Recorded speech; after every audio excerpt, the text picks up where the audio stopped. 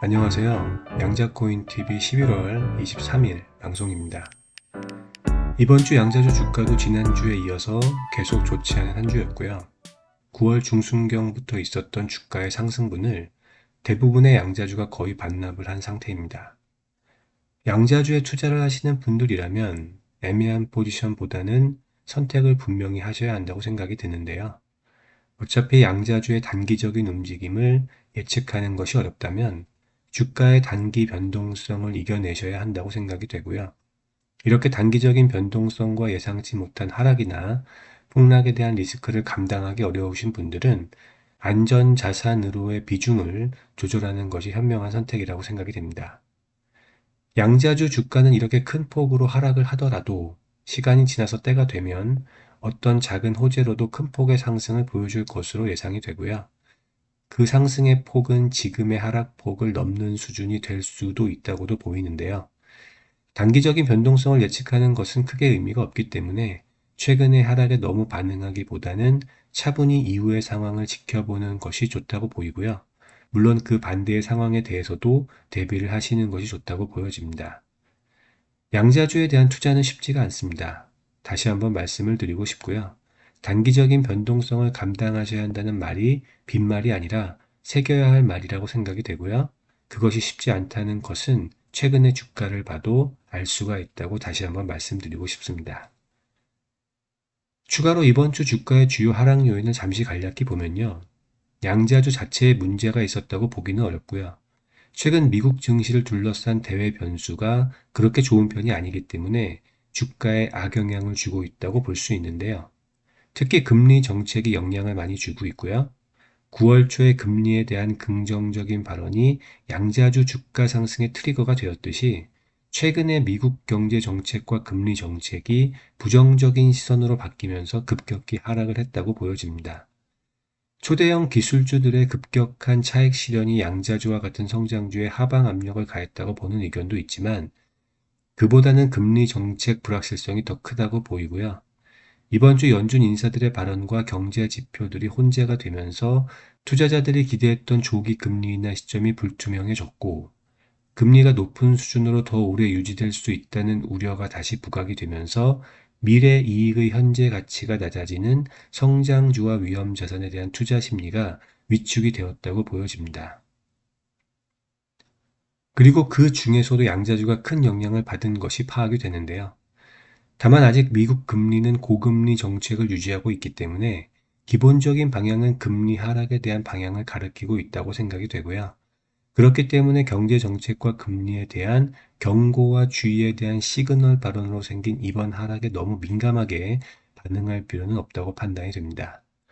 물론 현재 전반적으로 경기 침체와 경제 위기설도 나오고 있는 상황이기 때문에 주가에 대한 리스크가 여전히 존재는 하지만 불안정한 상황이 지속되는 상황에서 큰 위기로 전환되지 않는다면 기회의 신호라고도 볼 수 있고요.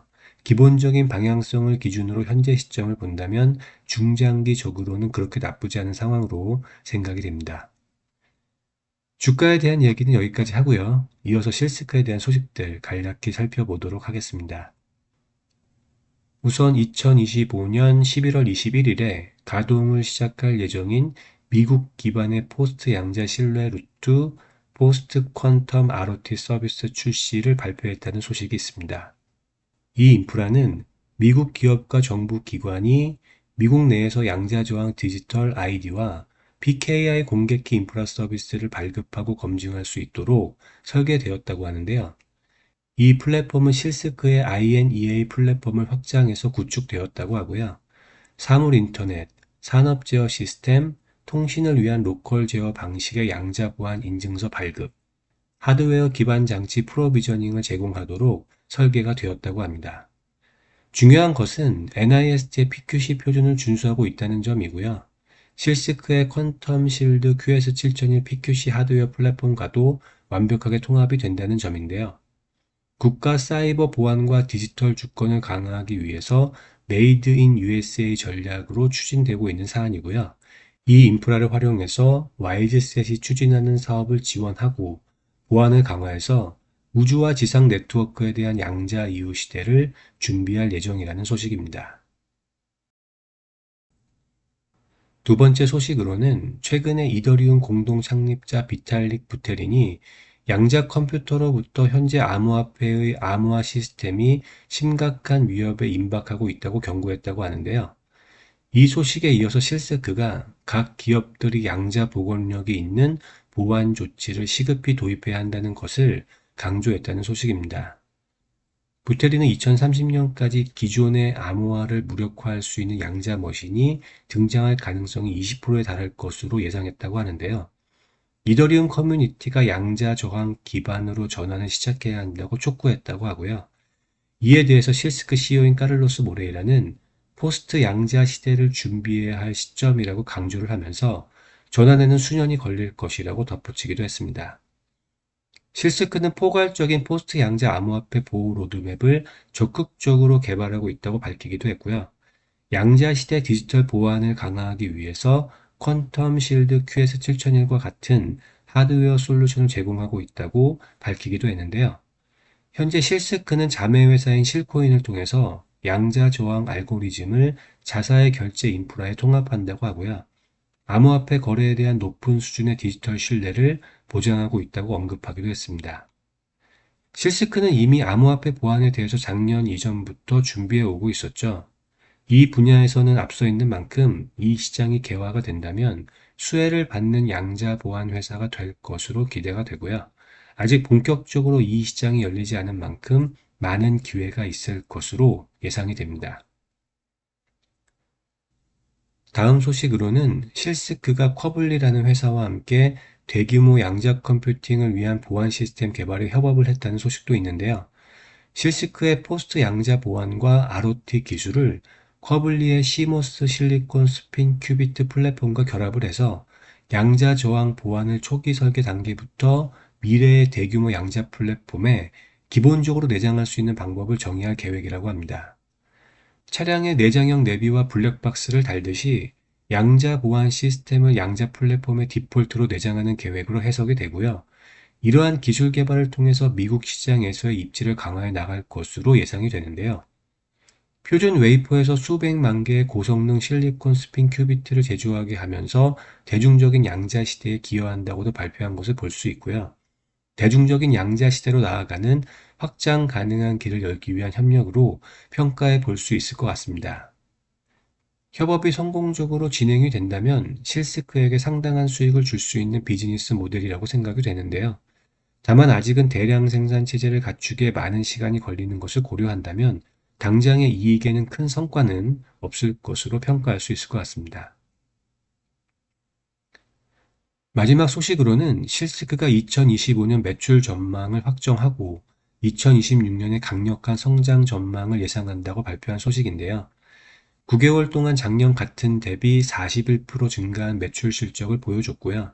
특히 중요한 점은 3분기에만 510만 달러 매출을 기록하면서 매출 증가와 사업의 성장을 입증하기도 했습니다. 이러한 추세는 4분기에도 지속될 예정인데요. 앞으로도 기존의 제품에 대한 수요가 회복될 것으로 전망이 되고 있고, 앞으로 양자 시대를 대비한 제품군이 확대가 되면서 미래에 대한 준비도 확실히 진행될 예정에 있습니다. 2025년 전체 연간 매출 목표를 1,750만 달러에서 2,000만 달러로 재확인했다고 하고요. 이는 2024년 전체 연간 대비 59%에서 82%의 연간 성장을 예상하는 결과이기도 한데요. 중요한 것은 2026년의 성장 전망이 더욱 과속화된다는 것이고요. 2025년 전체 연도 대비 50에서 100%의 매출 성장을 예상하고 있습니다. 실스크는 그 주요 이유로 새로 출시된 PQC 칩의 수요 증가, IC 알프스와의 시너지 퀀틱스 엣지 수익 증가를 꼽고 있는데요. 2026년부터 2028년까지 이미 확보된 1억 7,500만 달러 이상의 사업 파이프라인이 이러한 주장을 강력히 뒷받침하고 있다고 볼 수 있을 것 같습니다. 최근에 IC 알프스와 YG셋에 대해서 3천만 달러를 투입했음에도 불구하고 현금 보유액은 4억 3천만 달러를 돌파하면서 여전히 좋은 재무 유연성을 가지고 있는 것을 볼 수 있고요. 다음 단계로의 재도약을 위한 충분한 재무 여건도 마련되어 있다고 보이는데요. 현재의 실스크 상황은 최근 급격한 주가 하락에도 불구하고 큰 문제 없이 사업이 잘 진행되고 있는 것을 확인할 수 있는 소식이었다고 생각이 됩니다. 오늘도 양자주와 실스크에 대한 주요 소식을 살펴봤는데요. 투자에서 공포를 느낄 정도의 무리한 투자를 하시는 것은 무조건 피하셔야 한다는 말씀을 오늘 방송에서 드리고 싶고요. 감당할 수 있고 기다릴 수 있는 만큼 투자를 하셔야 투자도 재미가 있고 논리적인 판단이 가능하다는 말씀도 같이 드리고 싶습니다. 시간이 참 빨리 가는 것 같은데요. 주말 잘 보내시고 다음 주도 좋은 한 주 되시길 바랍니다.